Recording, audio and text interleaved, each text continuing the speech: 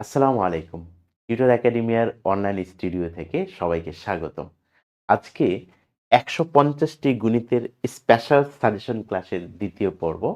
যারা ১ম পর্বটা মিস করেছেন, তারা কমেন্টে দেওয়া লিংকে গিয়ে ১ম পর্বটা করে আসবেন এবং যারা সবগুলো পর্ব পেতে চান, তারা টিউটর একাডেমির পেজ ফলো করে রাখবেন এবং ইউটিউব টিউটর একাডেমিয়া চ্যানেলটি সাবস্ক্রাইব করে রাখবেন। চলেন ম্যাথে ফেরা যাক। বলা হয়েছে ৭,৫০০ টাকা ১ অনুপাত ২ অনুপাত ৩ অনুপাত ৪ অনুপাত ৫ অনুপাতে ভাগ করা হয়েছে।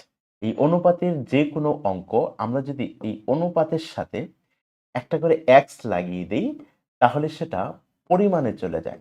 একটা করে যদি এক্স লাগিয়ে দেই, তাহলে সেটা পরিমাণে চলে যায়। তাহলে এই ৫ টা ভাগ করা হয়েছে। প্রথম ভাগের পরিমাণ 1x পরিমাণ, দ্বিতীয়টা 2x, এভাবে 3x, 4x, 5x। এই সবগুলো ভাগ যদি যোগ করি, তাহলে আমি মোট টাকা পেয়ে যাব, সেটা হচ্ছে ৭,৫০০ টাকা। এই সবগুলো যোগ করলে সেটা হচ্ছে 15x, এটা ইকুয়াল টু হবে ৭,৫০০। এই 15 সমীকরণের এই পাশে আসলে ভাগ হয়ে যাবে। তাহলে ৫ 15 ৭৫ আর এটা 0। তার মানে x এর মান পেয়েছি আমি ৫০০ টাকা। এখন দেখেন বলা হয়েছে এই যে ভাগগুলোর বৃহত্তম ও ক্ষুদ্রতম অংশের পার্থক্য। তাহলে সবচেয়ে বড় অংশ কোনটা? সবচেয়ে বড় অংশ হচ্ছে 5x। আর সবচেয়ে ছোট অংশের পরিমাণ কত? সেটা হচ্ছে 1x। এই দুইটার পার্থক্য কত? বিয়োগফল 4x। তার মানে আমাকে 4x এর মান বের করতে বলা হয়েছে। তাহলে এই x তো অলরেডি পেয়ে গেছি। এর সাথে যদি ৪ গুণ করি, তাহলে এই পাশেও ৪ গুণ করা লাগবে। তাহলে 4x এর মান চলে আসবে। তাহলে এটা হচ্ছে ৪ ৫ ২০, দুইটা শূন্য। এই আমি পাইলাম ২,০০০ টাকা। এই ছিল আমাদের দুইটা অংশের পার্থক্য, বৃহত্তম এবং ক্ষুদ্রতম অংশের পার্থক্য। যদি ক্ষুদ্রতম অংশের পরিমাণ বের করতে বলা হইতো, শুধু আমি x এর মান বের করতাম।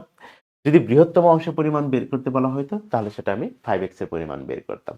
চলেন তার পরবর্তী ম্যাথে চলে যাই। বলা হচ্ছে একটি জারে দুধ ও পানি এর অনুপাত হচ্ছে 5:1। তাহলে দুধের পরিমাণ কত? এই অনুপাতের সাথে শুধু x লাগিয়ে দিলাম। পানির পরিমাণ কত? অনুপাতের সাথে x লাগিয়ে দিলাম। এটা ছিল অনুপাত আর এটা হচ্ছে পরিমাণ। অনুপাতের সাথে x লাগিয়ে দিলে পরিমাণে চলে যায়। এখন বলা হচ্ছে দুধের পরিমাণ যদি পানি অপেক্ষা 8 লিটার বেশি হয়। আচ্ছা, আমরা দেখতেছি দুধ কত?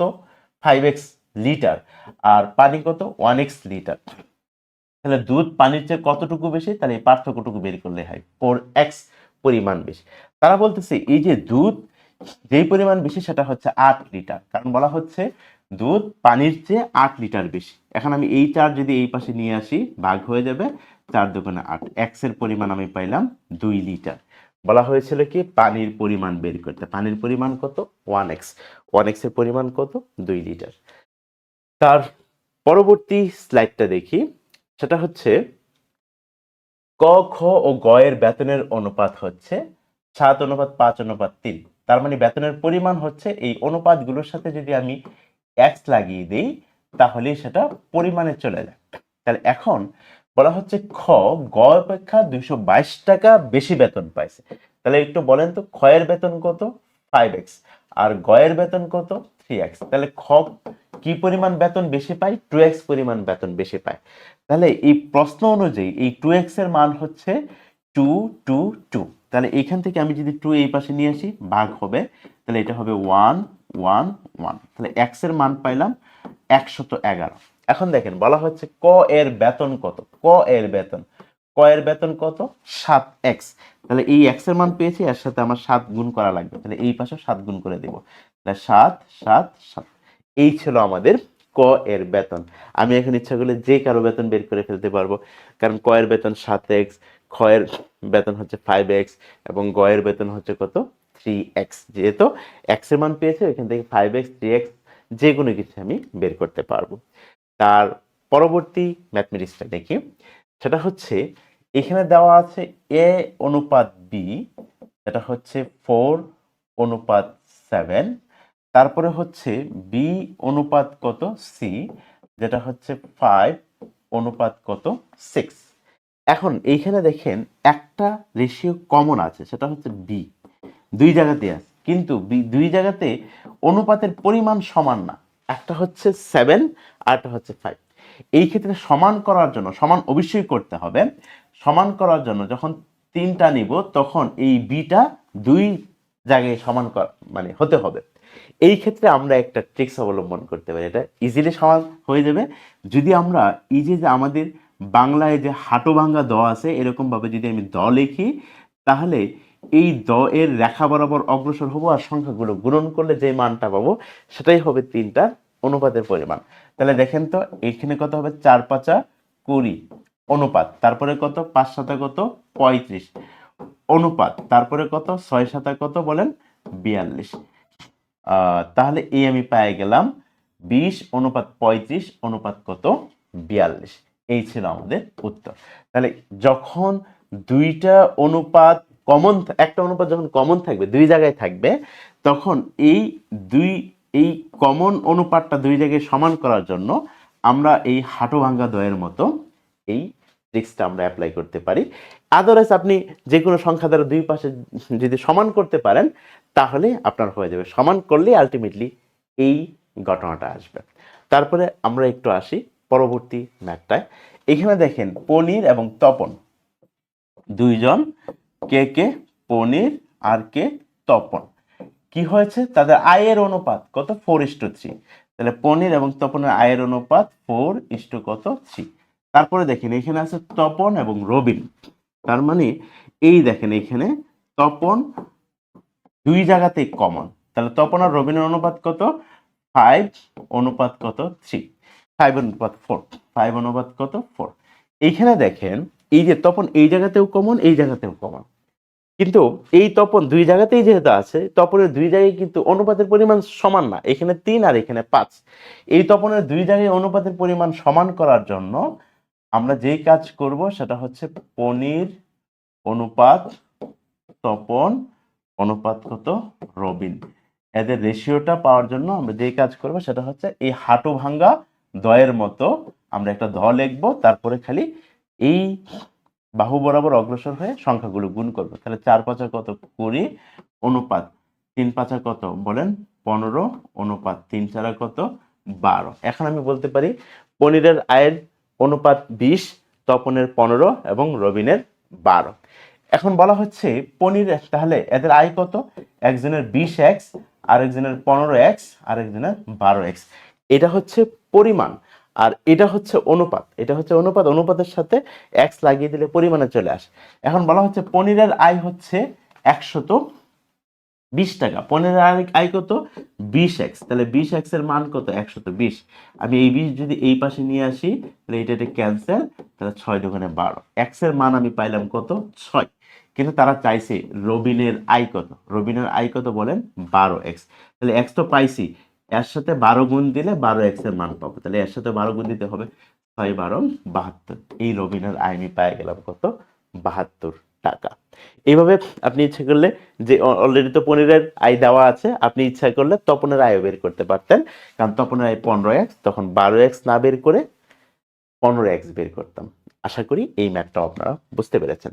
তার পরবর্তী ম্যাথমেটিক্সে চলে যায়, সেটা হচ্ছে দেখেন একটি সোনার গহনার ওজন হচ্ছে 32 গ্রাম, এতে দুইটা জিনিস আছে, কি কি আছে, স্বর্ণ আর তামা মিশাইছে, এদের অনুপাত হচ্ছে 3:1। তার মানে স্বর্ণের পরিমাণ হচ্ছে 3x আর তামার পরিমাণ হচ্ছে 1x। এই দুইটা যোগ করলে মোট স্বর্ণের গহনার পরিমাণ চলে আসবে। স্বর্ণের গহনা কত, স্বর্ণের গহনা হচ্ছে 32, তাহলে 3x আর 1x সেটা হবে 4x, 4x হচ্ছে 32, এই 4 এই পাশে এসে ভাগ হবে, 4 8 32, তাহলে x ইকুয়াল টু 8। এই x এর মান পেয়ে গেলাম 8 গ্রাম।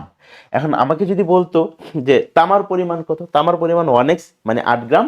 যদি বলতো স্বর্ণের পরিমাণ কত, স্বর্ণের পরিমাণ 3x মানে 3 8 কত 24 গ্রাম। কিন্তু বলা হচ্ছে এতে কি পরিমাণ স্বর্ণ মেশালে নতুন যে অনুপাত হবে সেটা হচ্ছে 4:1, মানে কিছু স্বর্ণ মিশাবো, এতে পরিমাণ হয়ে যাবে, অনুপাতটা হয়ে যাবে কত 4:1। আগে কত ছিল, আগে ছিল 3:1, এটা এখন সুইচ করবে কত 4:1। আমি দেখেন তামা মিশাই নাই, এই জন্য তামার পরিমাণটা সেম আছে, তামার রেশিওটা সেম আছে। স্বর্ণ মিশিয়েছি এই জন্য স্বর্ণের রেশিওটা 1 ইউনিট পরিমাণ বাড়ছে। স্বর্ণ মিশিয়েছি, কয় ইউনিট বাড়ছে 1 ইউনিট। এখন আমাকে বলছে কি পরিমাণ স্বর্ণ মিশাইলে রেশিও হবে 4:1, তার মানে আমি আরো 1 ইউনিট পরিমাণ স্বর্ণ মেশাতে হবে। 1 ইউনিট মানে 1x এর মান। এই 1x এর মান কত? 8 গ্রাম। তাহলে আমাকে 8 গ্রাম পরিমাণ মিশাইলেই নতুন অনুপাতটা হবে কত? 4:1। এই আমরা তাহলে তামার পরিমাণ বের করতে পারলাম, স্বর্ণের পরিমাণ বের করতে পারলাম, এবং কি পরিমাণ মিশাইলে নতুন অনুপাত আসবে সেটা আমরা বের করতে পারলাম। চলেন পরবর্তী স্লাইডটাই চলে যাই। পরবর্তী স্লাইডে বলা হচ্ছে 35 লিটার অকটেন পেট্রল মিশ্রণ। এর ভিতরে কে কে আছে? পেট্রোল আর অকটেনের অনুপাত 4:3। তাহলে পেট্রোল কত? 4x পরিমাণ, আর অকটেন কত? 3x পরিমাণ। এই দুইটার যোগফল কত? এই দুইটার মিশ্রণ কত লিটার? 35 লিটার। তাহলে এটা 7x ইকুয়াল টু কত? 35। এই 7 এই পাশে এসে ভাগ হয়ে যাবে, মানে 535। তাহলে x এর পরিমাণ আমি পাইলাম কত? 5। রাইট? এখন বলা হয়েছে এতে কত অকটেন মিশালে পেট্রোল ও অকটেনের অনুপাত হবে 4:5। তার মানে আগে ছিল পেট্রোল আর অকটেন অনুপাত 4:3, এখন আমি অকটেন মিশাবো, এতে পেট্রোল আর অকটেনের অনুপাত হয়ে যাবে 4:5। দেখেন এটা সেমই আছে, কারণ আমি পেট্রোল মিশাই নাই, এই জন্য দুই পাশে রেশিও সেম আছে। বাট অকটেন এটা কয় ইউনিট বাড়ছে বলেন? 2 ইউনিট বাড়ছে, 2 ইউনিট বাড়ছে। আগে ছিল 4:3, এখন হয়ে গেছে 4:5। তাহলে অকটেন আমাকে কয় ইউনিট বাড়ছে? 2 ইউনিট। তাহলে আমি x এর মান পাইছি, 1 ইউনিটের মান পাইছি। এখান থেকে আমি 2 ইউনিটের মান যদি বের করি, এই 10 লিটারই হচ্ছে আমার অতিরিক্ত অকটেন মিশাইলে নতুন অনুপাত আসবে কত? 4:5। এর যদি 3 ইউনিট বাড়তো, আমি আসলে 3x এর মান বের করতাম। আশা করি এই ম্যাথটাও আপনারা বুঝতে পেরেছেন। তার পরবর্তী ম্যাথ হচ্ছে, দেখেন কিছু টাকা ক, খ ও গ এর মধ্যে সমানভাবে ভাগ করে দেওয়া হলো। কিভাবে? ক এর অংশ খ এর দ্বিগুণের সমান। তার মানে ক যা পাবে খ তার অর্ধেক পাবে, মানে অথবা খ যা পাবে ক তার দ্বিগুণ পাবে। তাহলে এদের অনুপাত আমি কি বলতে পারি? 2 অনুপাত কত? 1। মানে ক এর যদি 2 ভাগ হয়, তাহলে খ এর 1 ভাগ। আলটিমেটলি তাই না? ক এর অংশ খ এর দ্বিগুণ এর সমান। রাইট? ক এর অংশ খ যা পাইছে তার দ্বিগুণ, তার মানে তাদের অনুপাত কত? 2:1। পরিমাণ যদি বলি, এটা 1x আর এটা 2x। বুঝতে পেরেছেন? তার মানে অনুপাত হলে 2:1 হবে। তারপরে বলছে খ এর অংশ গ এর 4 গুণ। তাহলে এখানে আবার আছে খ আর কত? গ। এই খ এর অংশ গ এর 4 গুণ, তাহলে গ যদি 1 ভাগ হয়, তাহলে খ হচ্ছে কয় ভাগ? 4 ভাগ, তাই না? কারণ বলছে খ গ যতটুকু পাইছে খ তার চেয়ে 4 গুণ বেশি পাইছে। এখন দেখেন এইখানে এই খ দুই জায়গাতে কমন, বাট দুইটাতে রেশিওর পরিমাণ সমান না। তখন আমি এই রেশিওর দুই জায়গাতে ক্ষয়ের রেশিও সমান করার জন্য আমরা কি ট্রিক্স অবলম্বন করি? সেটা হচ্ছে হাঁটু ভাঙ্গা দয়ের মতো আমরা অগ্রসর হই। যেই সংখ্যাগুলো পাবো জাস্ট গুণ করে দিব। 4 দুগুণে কত? 8 অনুপাত 4 একে কত? 4 অনুপাত 1 একে কত? 1। এই হচ্ছে ক অনুপাত খ অনুপাত গ এর অনুপাত আমি গেছি 8:4:1। আমাদের 150টা গণিত সাজেশন ক্লাসের দ্বিতীয় পর্ব এখানেই শেষ হলো। আসসালামু আলাইকুম।